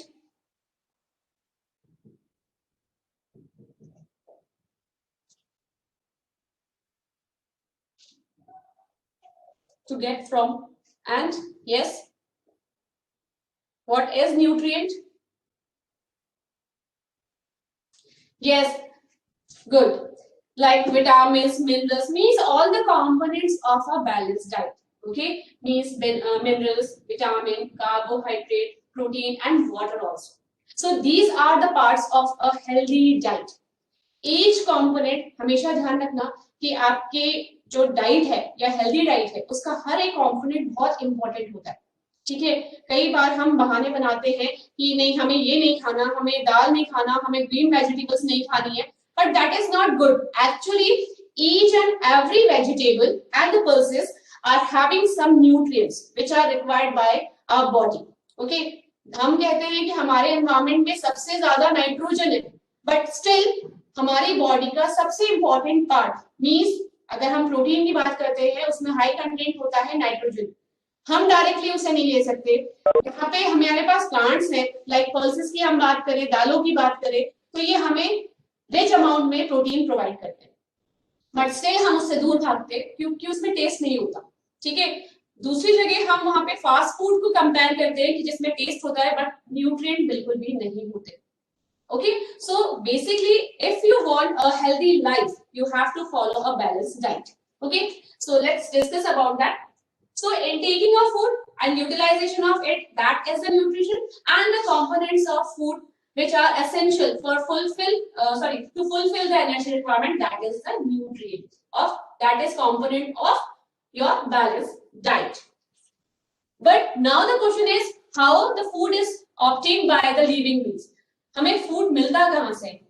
या living beings की अगर हम बात करें तो जितने भी लिविंग बींग्स अर्थ पे हैं सबका मोड ऑफ न्यूट्रिशन सेम है क्या? क्या सबको फूड एक ही तरीके से मिलता है? और अगर हम बाकी सबकी बात ना भी करें तो ह्यूमन बींग्स को फूड कहां से मिलता है? Yes, good, plants. Very good. Okay, means the plants are the first organism on the earth which have the ability to produce the food their own. Okay, energy requirement, अगर हम यहाँ पूरे हमारे 16 वर्ड में बात करते हैं एनर्जी की, तो सबसे बड़ा सोर्स जो है एनर्जी का वो कौन है? सन. बट हमें उनका कोई फायदा नहीं होता. ठीक है, so basically plants are the organism which accept और एब्जॉर्ब द सनलाइट एंड उस एनर्जी को वो पूरे लिविंग वर्ल्ड में ट्रांसपोर्ट करते हैं. Only they are having the ability to convert the light energy of sun into chemical energy. Light energy को store करना इजी नहीं होता है. Okay, only plants are having this ability and from plants we can get the energy. Okay, other microorganism, other animals, also the other living beings are directly or indirectly depending on the plant for their energy requirement. Okay, is there any doubt regarding this topic? Only we have discussed about the introduction of nutrition. Is there any doubt? So continue. Okay.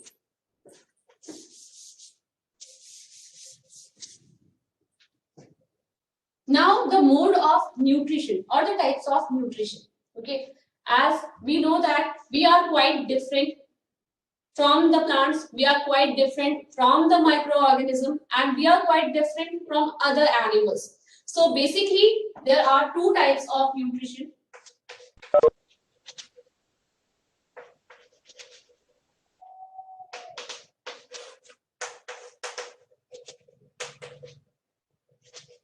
Autotrophic and heterotrophic.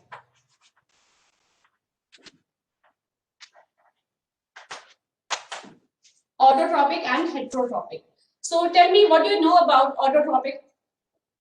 What is autotrophic mode of nutrition?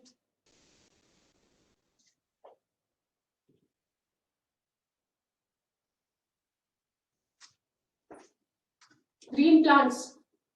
Yes, and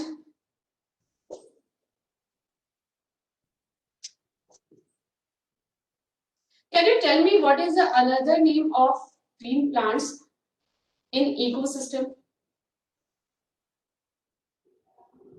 As they are having the ability to produce food.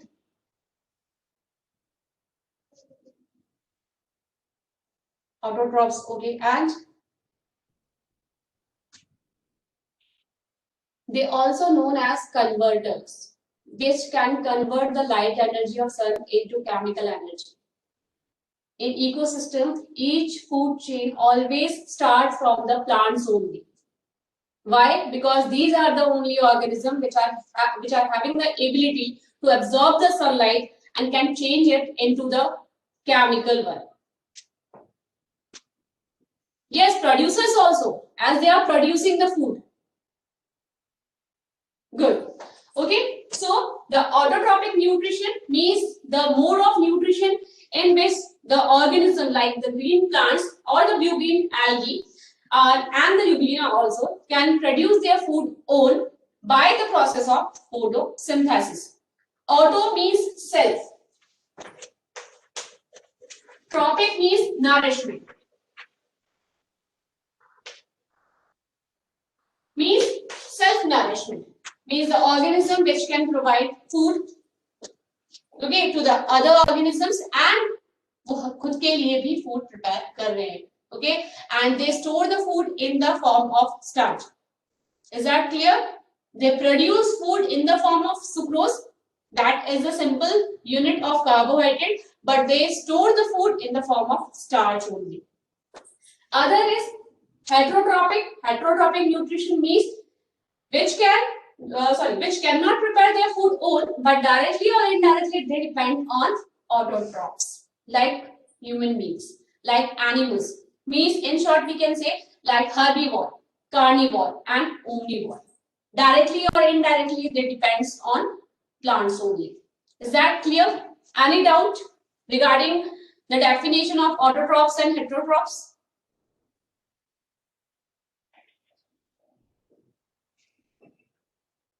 Good. Okay.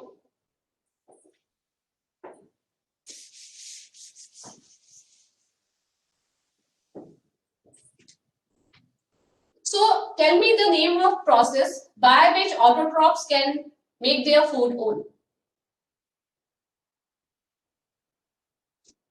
Tell me the name of process. Yes. Photosynthesis. Okay. And how photosynthesis takes place in environment? Only in the presence of sunlight.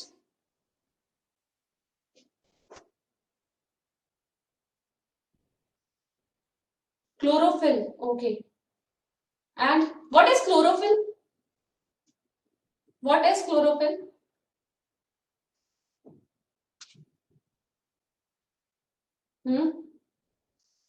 Green pigment.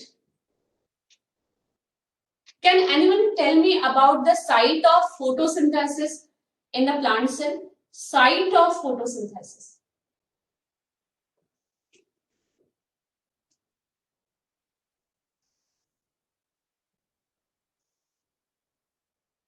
Chloroplast.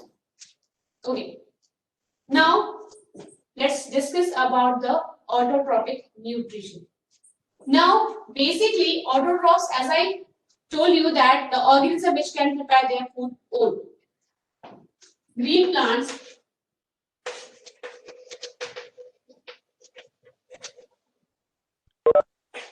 can perform photosynthesis for the production of food. Photosynthesis, photo means the light. Here the light resemble with the sunlight. Only this is the only source for the energy for the plants. Green plants or the green parts of plants have the ability to absorb or trap the sunlight due to the presence of plastid, chloroplast, basically a chloroplast. Okay. In 9th class, we have discussed about 3 types of plastid, but here only the chloroplast is responsible for photosynthesis. The equation of photosynthesis is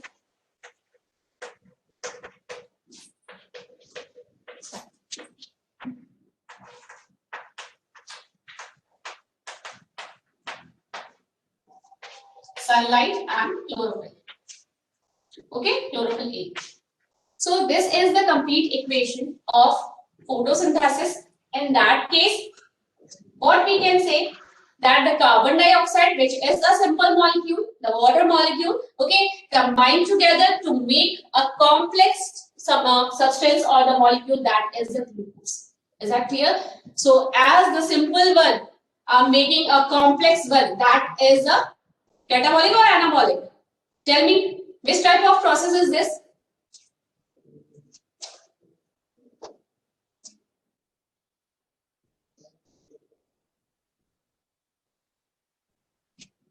catabolic और anabolic? Anabolic, not catabolic. हम उसको cut नहीं कर रहे हैं, हम उसको assemble कर रहे हैं. Okay, is that clear? हम उन्हें मींस हमने carbon dioxide and water molecule को कंबाइन किया है, असेंबल किया है for the making of carbohydrate. That's why it is anabolic process. Is that clear?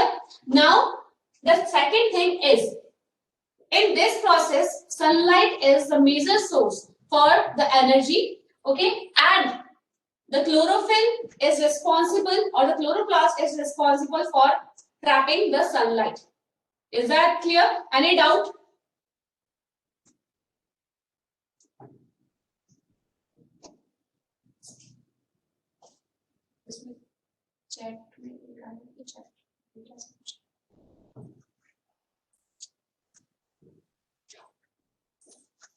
Yes.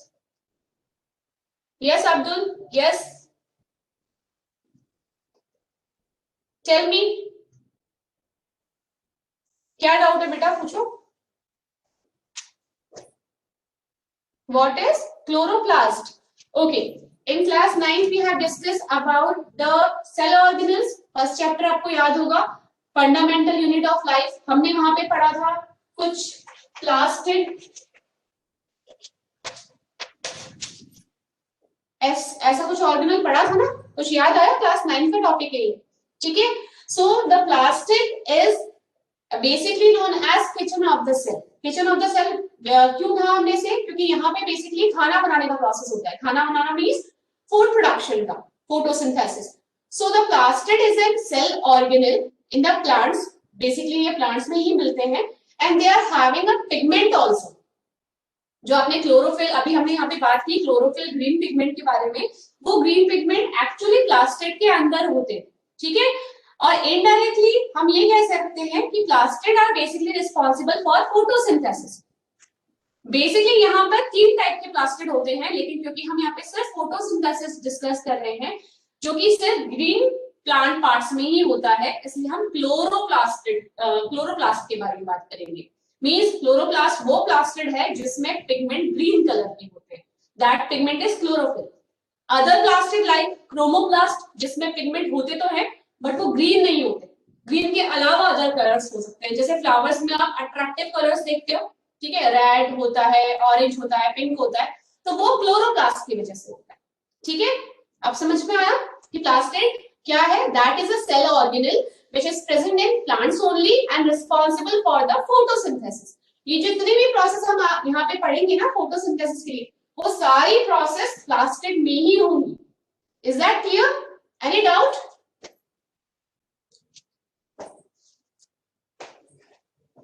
Okay, yes, we will take the next chapter also. Okay, we are taking the revision class for each and every topic. Okay, so one by हम सभी topics को cover करेंगे. So we have to go through the chain only बेटा. हम starting में ही कोई middle topic नहीं ले सकते, हम वन बाय वन ही चैप्टर वाइज ही आगे बढ़ेंगे. Okay, this is the demo class only. Is that clear?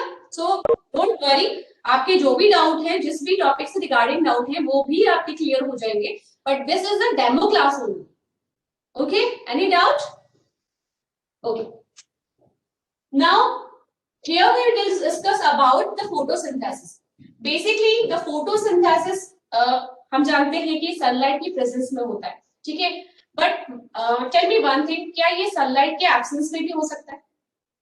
क्या ऐसा हो सकता है कि फोटोसिंथेसिस में लाइट एनर्जी यानी सनलाइट का कोई रोल ही ना हो?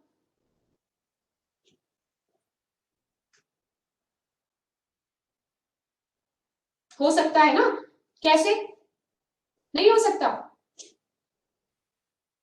Means always photosynthesis will take place in the presence of sunlight only.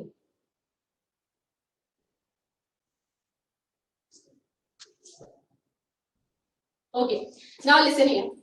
Basically photosynthesis हम बचपन से पढ़ते हुए आए हैं कि मैम ग्रीन प्लांट्स जो होते हैं वो सनलाइट की प्रेजेंस में फूड बनाते हैं. ये बेसिक कंसेप्ट हमारे दिमाग में बचपन से ही है, but actually the food which is prepared by the green plants, उनके साथ साथ हमें यहाँ पर अवेलेबल होते हैं ATP and the NADP.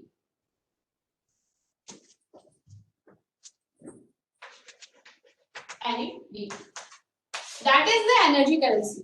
Means जो ग्रीन प्लांट्स हैं in the presence of sunlight, या हम ये कह सकते हैं कि सनलाइट को यूज करते हुए जो फूड प्रिपेयर कर रहे हैं उसके साथ साथ ATP और NADP भी फॉर्म करते हैं. अब यहाँ पे सेकंड स्टेप जो है that is the dark reaction of photosynthesis. अभी तक तो क्या हो रहा था कि सनलाइट का यूज किया, ठीक है, और फूड प्रोडक्शन करना स्टार्ट कर दिया.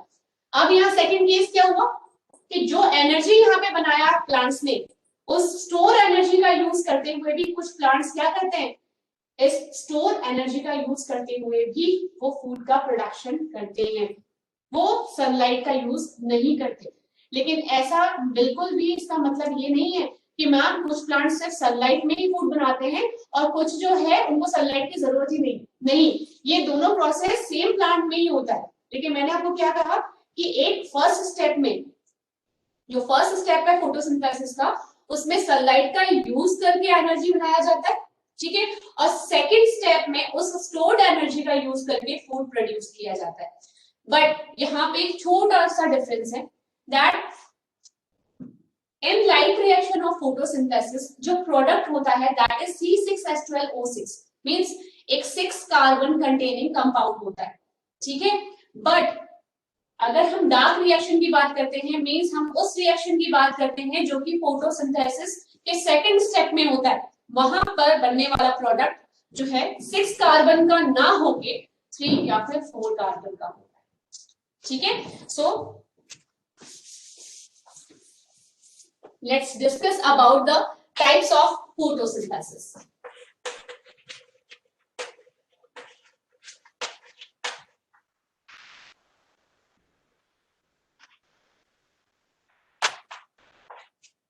Okay, so any doubt? Yes, it is biochemical process. Any doubt regarding that? Okay, so there is first type is the light process, means the light reaction, and the dark reaction.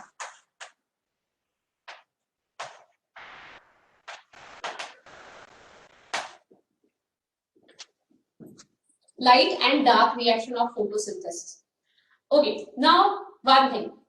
As I told you about the plastid, कि plastid जो है एक ऐसा cell organelle है जो सिर्फ plant में मिलता है and that is responsible for the photosynthesis. But हमने ये कहा कि बेटा यहाँ तो दो टाइप के फोटोसिंथेसिस होते हैं, एक तो लाइट रिएक्शन होता है, एक डार्क रिएक्शन होता है, तो दोनों का साइट सेम होना चाहिए क्या? दोनों ही प्लास्टिड में होने चाहिए या नहीं होने चाहिए? दोनों का जो साइट है means the site of light reaction and the dark reaction should be different और नॉट? Can you tell me about the site of light reaction and the dark reaction? कहाँ पे होता है? प्लास्टिड में तो होता है, but light and dark reaction दोनों ही एक दूसरे से डिफरेंट है, तो उनका साइट सेम हो सकता है क्या?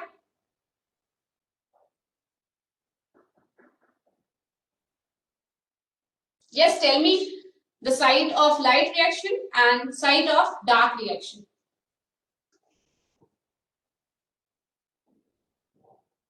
Yes.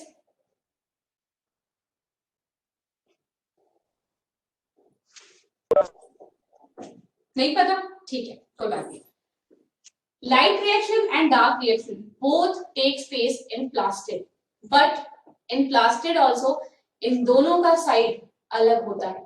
ठीक है, अगर प्लास्टिड का स्ट्रक्चर आपको याद हो, that is a oval shaped structure which is surrounded by double membrane and it is also having some small coins like structure which are arranged like this. छोटे छोटे कॉइन्स लाइक स्ट्रक्चर्स होते हैं जो एक दूसरे के ऊपर अरेंज होते हैं, एक बंच, एक स्टैक बनाते हैं, और इस स्टैक को हम बोलते हैं ग्रेना. ग्रेना और granum. This single coin-like structure is thylakoid. Okay, but the stack of thylakoid is grena or granum. Is that clear? So the light reaction of photosynthesis will take place in granum only. Okay, means ये जो grana है, ये तो thylakoids हैं, सिर्फ ये ही ability रखते हैं कि that they can absorb the sunlight and get activate हो जाते हैं and convert करते हैं light energy को chemical energy. Is that clear? So in short, the grena is the site of light reaction. Okay, so tell me the site of dark reaction. Plastid में on कौन सा part होता है जहां पे डार्क रिएक्शन हो सकते हैं? Yes,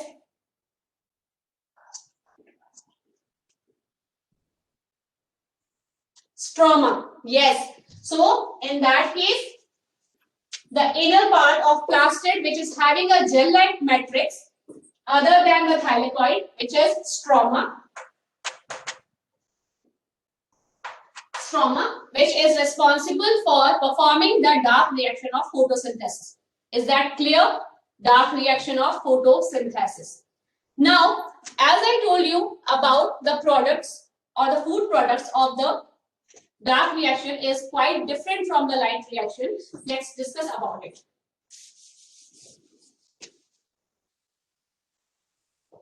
Basically, we all know about the chemical reactions above the photosynthesis.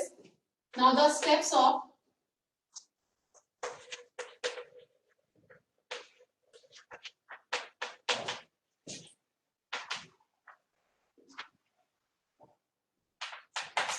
light reaction. Number one is activation of chlorophyll.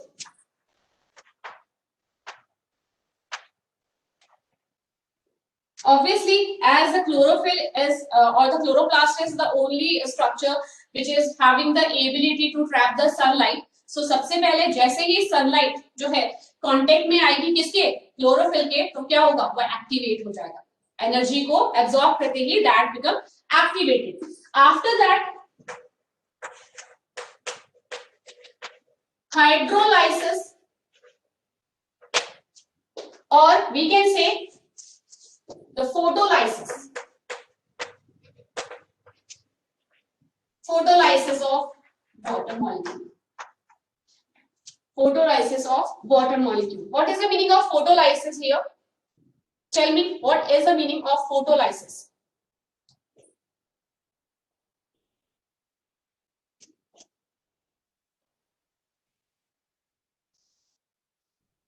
What is the meaning of photolysis?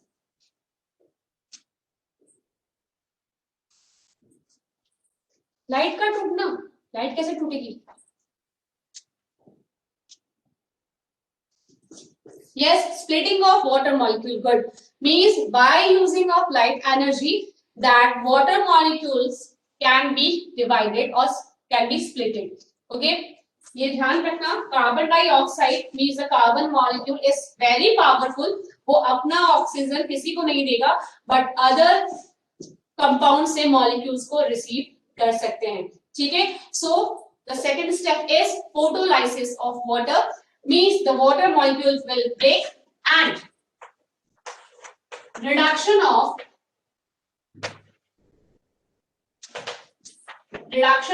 carbon dioxide into C6H12O6.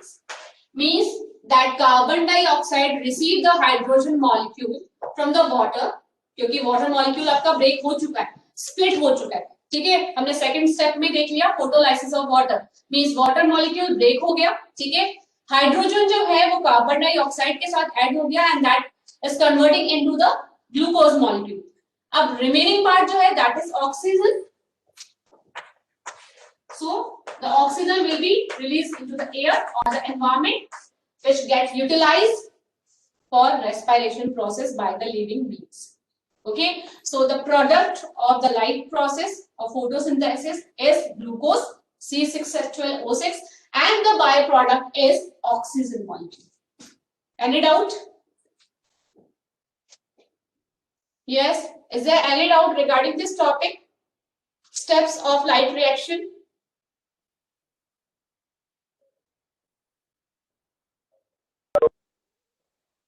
Okay.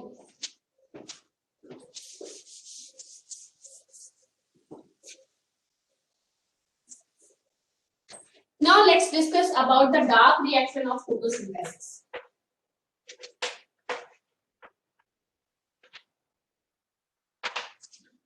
As I already told you that the product of dark reaction is quite different from the product of light reaction. It is not the 6 carbon containing compound. It may contain 3 carbon or the 4 carbon. So as dependent on the number of carbon, the product may be different in both the cycles. Now, if the plants are making or performing the photosynthesis, the dark reaction, and making a 3 carbon compound, so that reaction is C3 cycle. Means यहाँ पे क्या होगा, है तो ये dark reaction he, but जो product होगा वो कैसा होगा, 3 carbon containing. ओके, सिर्फ 3 कार्बन्स होंगे उसके अंदर. हमने अभी तक लाइट रिएक्शन में देखा कि कैसे कितना कंपाउंड था, उसमें कितने अमाउंट था, 6 कार्बन थे, बट यहाँ पे कितने होंगे, सिर्फ 3 होंगे. ठीक है, एंड इससे हम बोलेंगे C3 cycle. And the product will be phospho glyceric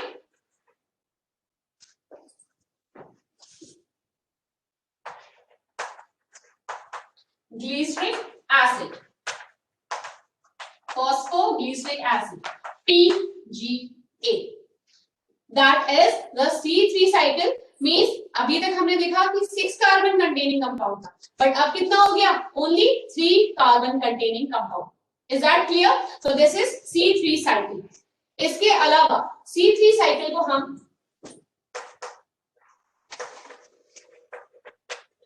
kelvin Benson cycle भी कह सकते हैं, kelvin Benson cycle.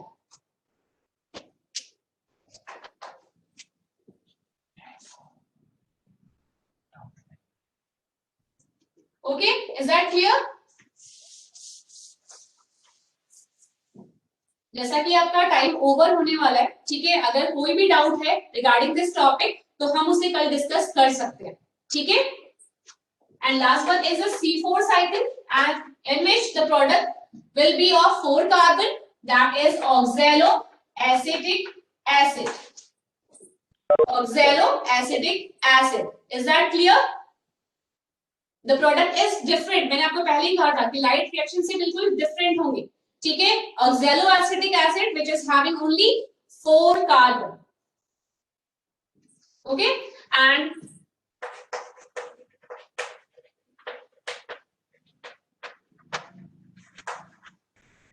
the another name is Hatch-Slake cycle, okay। जैसे हमने कहा कि लाइट रिएक्शन में 6 कार्बन कंटेनिंग कंपाउंड था, डार्क रिएक्शन में 2 टाइप के कंपाउंड बनेंगे, पहला वो जिसमें 3 कार्बन है फॉस्फोग्लिसरिक एसिड, एंड सेकंड वो जिसमें 4 कार्बन कंपाउंड है like oxaloacetic acid, okay.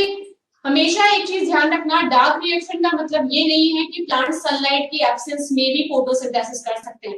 Actually this is the second step of photosynthesis, means firstly light reaction तो होगा ही, but in some plants light reaction के बाद डार्क रिएक्शन भी होता है, ठीक है। इट डजंट मीन कि यहाँ पे कोई सनलाइट की रिक्वायरमेंट है ही नहीं, लाइट ना हो, सनलाइट ना हो, नाइट के टाइम में भी फोटोसिंथेसिस हो जाएगा, ऐसा नहीं होता है, okay. Is there any doubt regarding this topic? Yes, जल्दी जल्दी पूछिए, टाइम ओवर होने वाला है।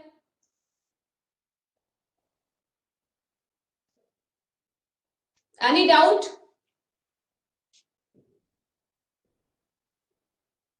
Dark reaction, as I told you, dark reaction always takes place in the plant, but यहाँ पे light energy use नहीं होगी, सिर्फ stored energy का use किया जाएगा। stored energy कौन सी होगी? ATP and NADPH, okay? store energy का use करके ही plant perform करेंगे dark reaction of photosynthesis। sunlight से ये directly connected नहीं होते, but indirectly they depends on sunlight। yes,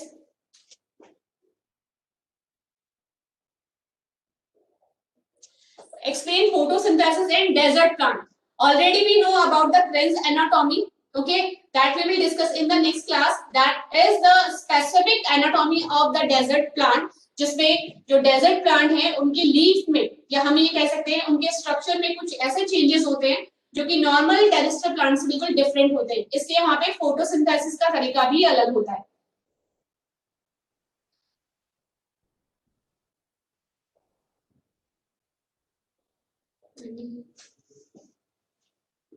Yes, ask if you are having any doubt.